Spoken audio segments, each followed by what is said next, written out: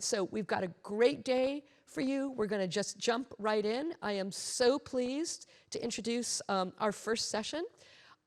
We have Cecilia Wang, who is a national correspondent, knew I'd mess that up, for the New York Times, and Ben Buchanan, who is with a professor at Johns Hopkins and was until recently, special advisor, White House special advisor on AI for the Biden administration. I welcome you both. Thank you.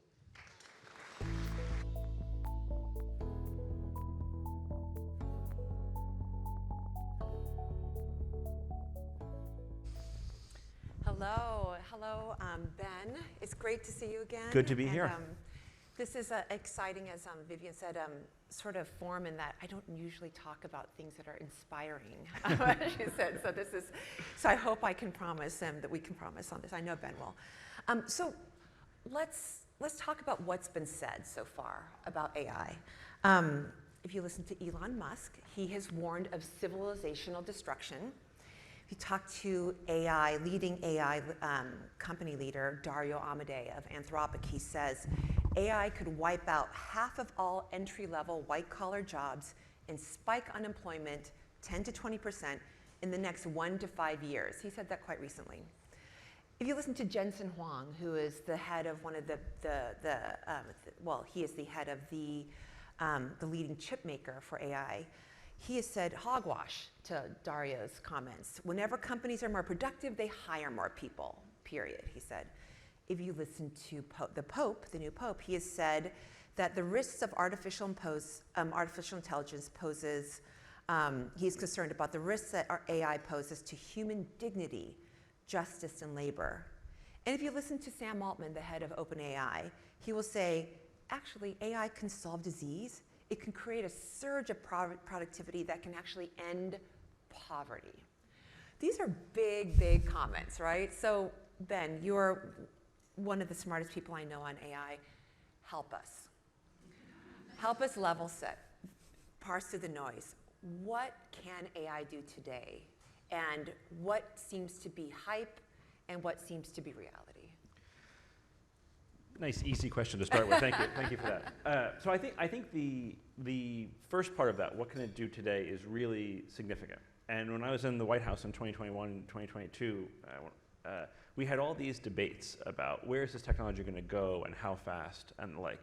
And I think now we have a lot of resolution to those debates. And in my later White House years in 23 and 24, we saw a lot of data come in about how good this technology in fact was. So you could take any number of examples. One that we looked at very carefully in the White House was AI's ability in science. And in 21 and 22, it was really not that impressive. It didn't, on the hardest scientific tests, it didn't do much better than random guessing. And now on many of those same tests, it outperforms the best PhDs, or many PhDs. OpenAI's O3 system, they said, outperforms 94% of PhD virologists in virology.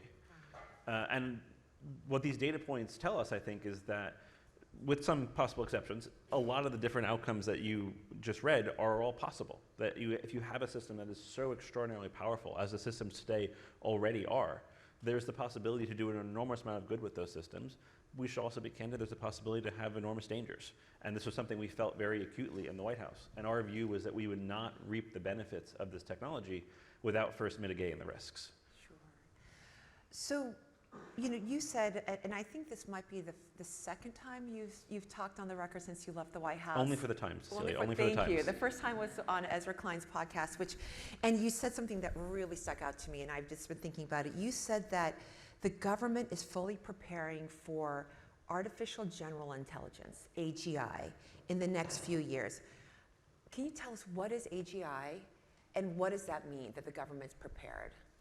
So artificial general intelligence is this notion that we've had for quite a while of a machine that is as good as a human or better than a human in almost any cognitive task. And it felt very clear to us in the government, really even as far back as 21 and 22, that this was going to be a real possibility. And when you saw what in my view, are fairly decisive actions from President Biden and the Biden administration, it was born of a view that there were risks from AI and opportunities from AI in the here and now in those years, but also that this technology would continue to get much better, frankly, very quickly, including potentially approaching artificial general intelligence, and that there would be profound implications of that.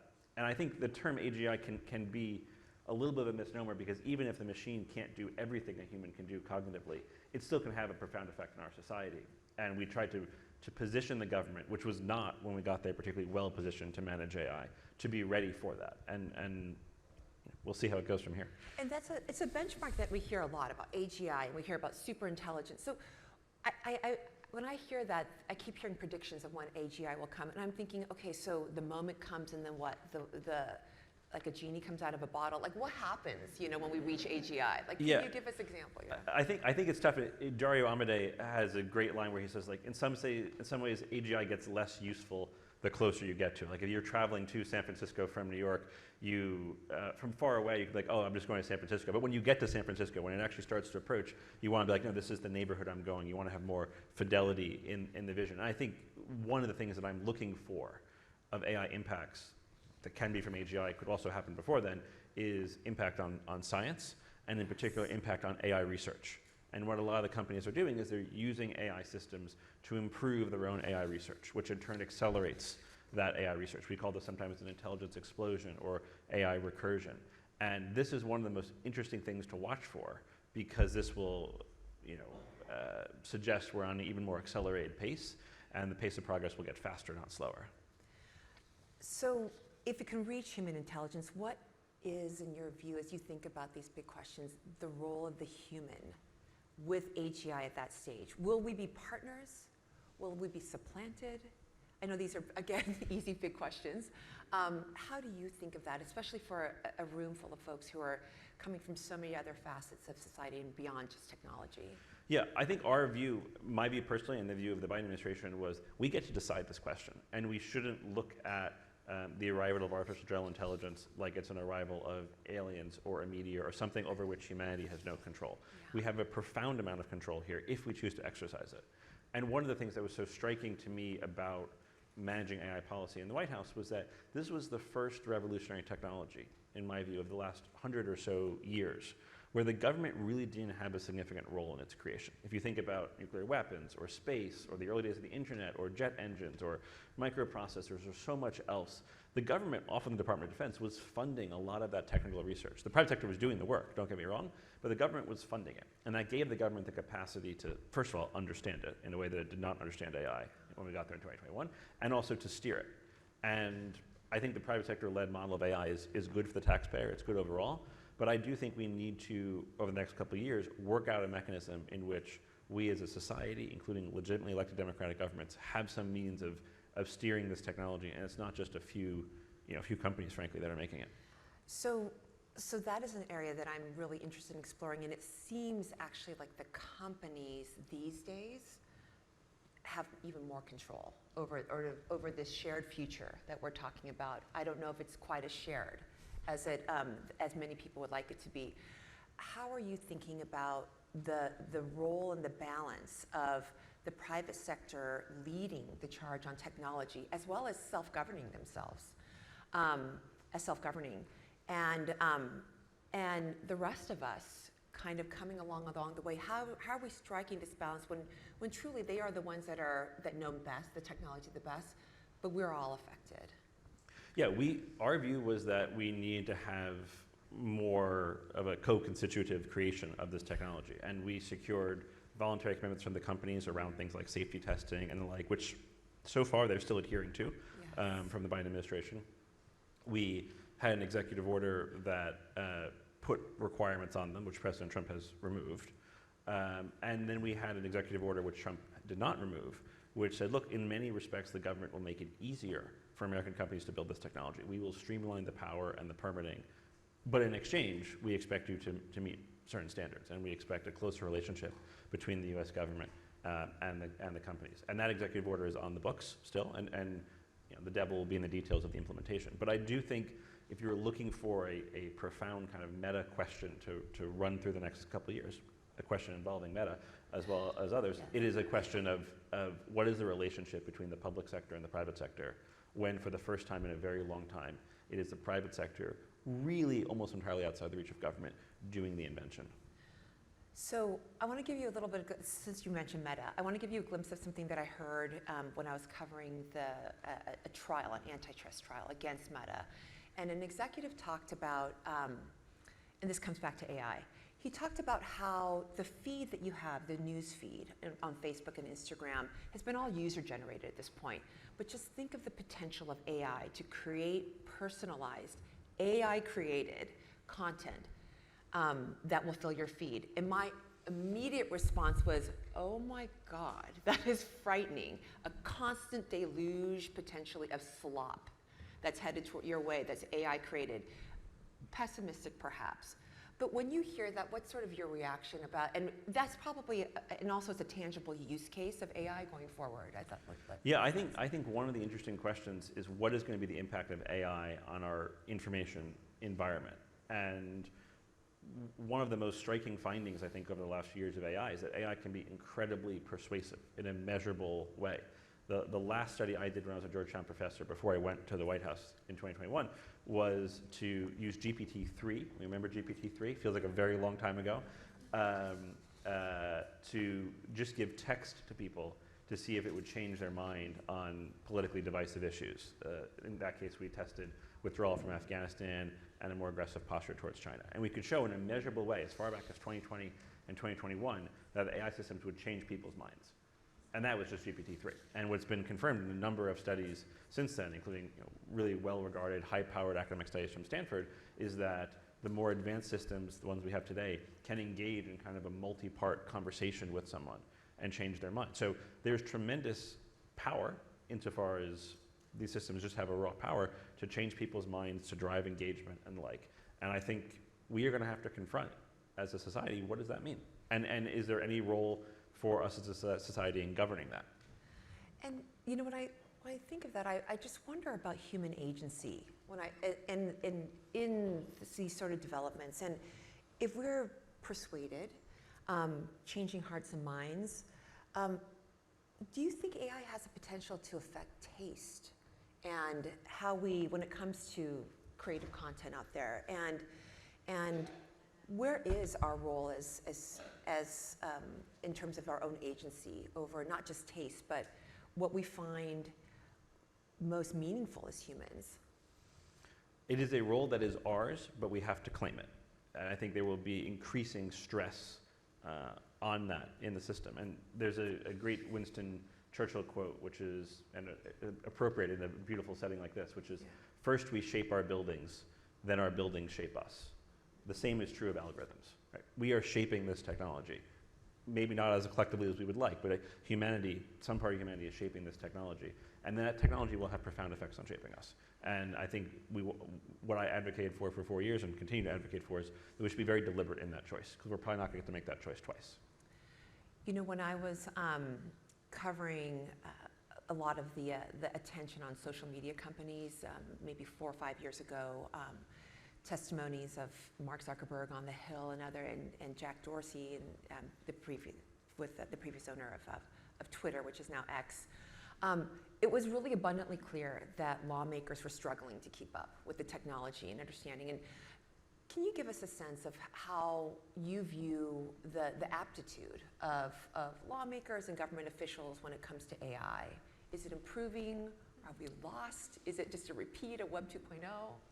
I think when we got there in 2021, it was not high at all, but it really is to the credit, certainly in the executive branch, a lot of people who were very, very busy people, Jake Sullivan, the National Security Advisor, who had to manage China and the war in Ukraine and Gaza and so many other things, spent a lot of time on AI, getting into pretty deep technical conversations with us. And I would argue that, I'm biased here, but I would argue you could see that kind of depth at the leadership level coming through in the policy. Bruce Reed, the president's confidant, is another one who really went into it. And then the president, went through every single page of the executive order with us before he signed it. So my experience in the government was that the senior executive branch dug in more than I would have expected.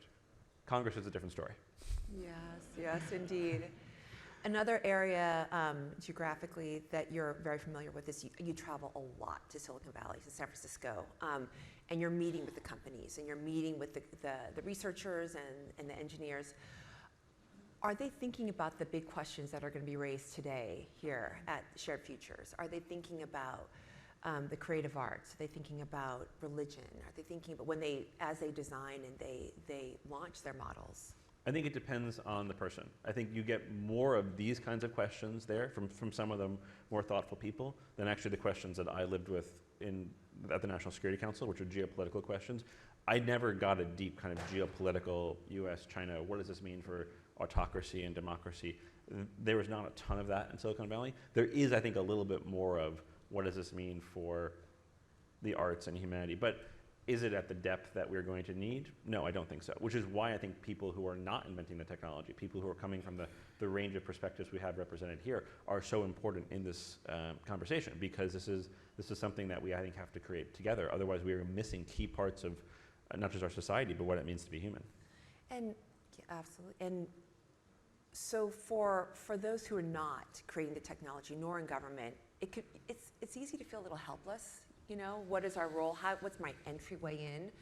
What do you suggest? I'm also on the outside now. I'm right there with you. So But you know a heck of a lot. So, what would you suggest to folks to try to be a voice, and also in their own use of the technology and in their own fields, to have some sort of some agency on this? What are your suggestions?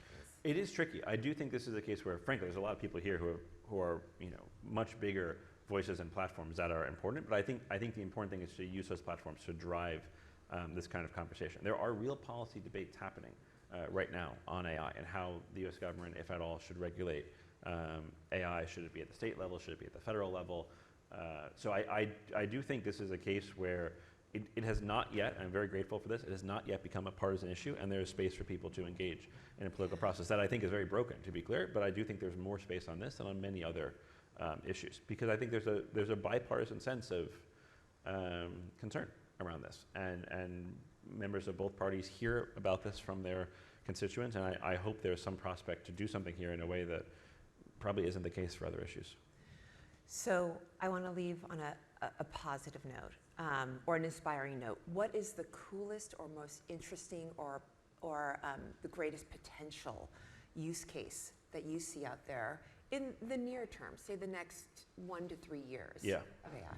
I think the thing that is maybe the most exciting, again, also maybe the most terrifying, is AI for science. And if you think about how hard science is, in many respects, science has slowed down. And the average age of a Nobel Prize-worthy contribution, the average age of the person who made that contribution 100 years ago was early 30s. Now it's early 40s. The average number of authors on scientific papers has gone up tremendously over time because we've picked the low-hanging fruit. Humanity has really done a great job, I think, of having really deep scientific work in a number of different fields, which is great. But for us to keep pushing that scientific frontier is going to require new methods and new techniques. And one of the graphs I used to show in the White House was the graph had different scientific disciplines, and then it showed in the methods section of the papers in the journals, the top journals, how many of those papers were citing AI as part of the methodology. And of course, it was spiking everywhere. And I think there really is a lot of potential here in the next couple of years for extraordinary scientific discovery, extraordinary scientific capability that I think will have positive effects. Again, it will bring its own risks, but if you're looking for a tangible way in which AI can change the world, I think that's a good one. And this is actually my last question, I promise. You're a professor, Professor Buchanan, at Johns Hopkins, and you used to teach at Georgetown University. You're surrounded by students. They're facing a lot of uncertainty going forward. What are you telling them in terms of being best prepared for this world? 3 things: agency, empathy, and technology. So let's go in reverse order. First is you have to be able to use this technology. This is a key part of what it's going to mean to be on the job market, what it's going to mean to be human, what it's going to mean to self-actualize. For better or for worse, this is something I think they have to understand. And we spend a lot of time in my class on AI national security, saying we'll get to the national security, let's talk about the AI. So that's the first one. The second one is, I think there's a tremendous role for agency here. This will let us do things that we were not able to do as individuals not that long ago. And a good modern example of this, I think, is film and video. Even the best director, Christopher Nolan, whoever it is, has to work with a huge number of people to produce a film. But if you look at what Google VO is doing, I think for better or for worse, there's a lot more that can be done by individuals in this, in the same way that individuals can write novels. I think we'll get to the point where you can have a lot more agency as an individual, again, should you choose to claim it. And then the last point, I think, is empathy, which is in a world in which intelligence becomes more of a commodity, intelligence becomes less differentiating. We have to win, we have to self-actualize by focusing on what it means to be human and what it means to have human connection. And I tell my students a lot, that is where there's going to be not just work, but really interesting, meaningful, impactful work. Double down on being human. I love that. Thank you so much, Thanks for having me. Ben.